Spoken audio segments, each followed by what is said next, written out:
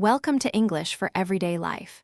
Today we're talking about sports, a massive topic in everyday English conversation, especially in the UK where sport is deeply woven into social culture. Sport gives you an almost inexhaustible source of conversation. Even if you're not passionate about sport yourself, knowing the vocabulary helps you participate when it comes up, and it will come up. Let's start with basic results.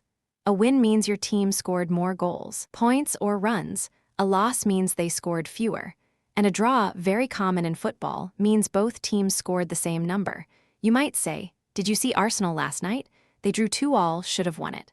Football, soccer, and American English is by far the most popular sport in the UK.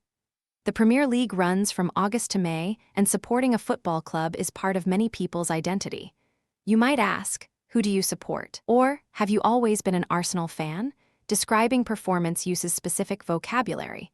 A team in form is playing well recently. Clinical means very efficient and effective, scoring when it matters. Dominant means controlling the game clearly.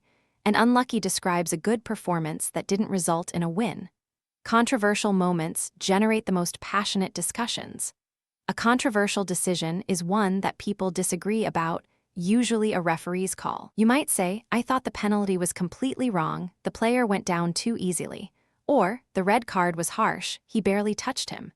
Championship moments, finals, knockout rounds, promotion, relegation are the most emotionally charged topics.